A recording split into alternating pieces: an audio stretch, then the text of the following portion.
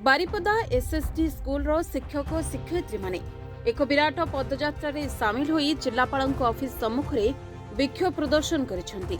मयूरभंज जिले में शिक्षक शिक्षयित्री माने विद्यालय रे शिक्षादान करबा परिवर्ते हॉस्टेल दायित्व तुलाइबा पई व्यवहृत करा जाउची, जहा फल रे मानसिक स्तर रे चाप रे कष्ट अनुभव करुछंती शिक्षक शिक्षयित्री। एहा व्यतीत छात्र छात्री मानकु शिक्षादान रे वंचित हेबाकु पड़ुछि, जहा फल रे शिक्षा प्रदान करबा पई असुविधा होछि। अन्यपटे सरकार विगत दिन में राजगोविंदपुर थाना अंतर्गत काकाबंध स्कूल रे जो घटना घटी तार उचित न्याय शिक्षकों को मिलू बोली कहिसंती निखिल कल्याण शिक्षक संघ। कुमार सेठी जनरल सेक्रेटरी निखिल उत्कल कल्याण शिक्षक संघ मयूरभंज शाखा। आज आम सरकार पाखे आमर केतक न्याय दाबी उपस्थापन करुचु।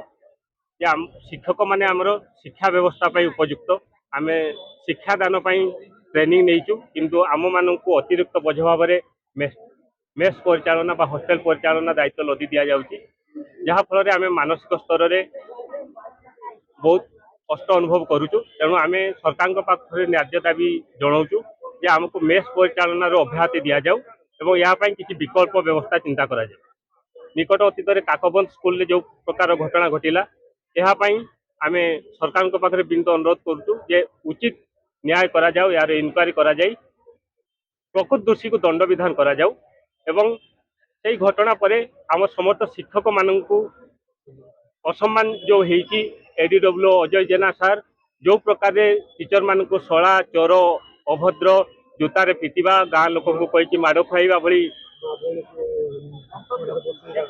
घोड़ार बसैबा भली जो प्रकार मंतव्य देइचंती ताहाको आमे निंदा करने सहित सरकार पाखे दाबी जनाऊँ से ऑप्शन मान विरुद्ध में दृढ़ कार्यानुष्ठान ग्रहण करा जाऊ। मोर नाम श्रीमती लक्ष्मीप्रिया सासवान, सहकारी शिक्षयित्री गवर्नमेंट एसएसडी स्कूल गुड़ी सेटा हूँ आमर प्रथम आभिमुख्य जे आम पाठ पढ़ेगा लोक जेहेतु आम गुरु आम कम हूँ शिक्षादान आमर स्पष्ट जबचाट ना आम एसएसडी स्कूल मानक कार्यरत शिक्षक शिक्षयित्री 24 घंटा ड्यूटी करुचे भी जदि किसी असुविधा सुविधा है आमको दायी करा जाउची।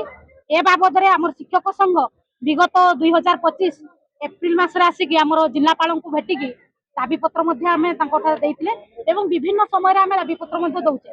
मेस दायित्व आम काम नुहे तो जो शिक्षक शिक्षयित्री मैंने अपॉइंटमेंट होती पाठ पढ़ाई से पाठ पढ़ाई दिगरे शिक्षित से अन्य मेस दायित्व मेस परिचालना कि शारीरिक विभाग कथा माने स्वास्थ्य विभाग भाव में किसी नॉलेज नहीं किंतु जबरदस्ती आम उपरे जो कार्य गुड़िक दि जाऊ मेस परिचालना दायित्व आमर 24 घंटा आम शिक्षक शिक्षयित्री माने नर्दमा सफा करने पाखु पिला स्वास्थ्य पायखाना सफा करवा आमर कैंपस सफा करवा सब प्रकार काम कला भी जदि कौन असुविधा सुविधा होची ताले हमको दंडित करा जाउची। अधिकारी माने मध्य हमको धमक दउचंती विभिन्न समय रे। तेणु गुरु को सम्मान आमर दाबी आमर मुख्य दाबी होची आमर काम होची टीचिंग आम शिक्षादान करूँ एवं देशर भविष्य गढ़ू पिला शिक्षित करूँ। यह हूँ आमर काम। मयूरभंज सुब्रत प्रधान को रिपोर्ट रिपोर्टर्स टुडे।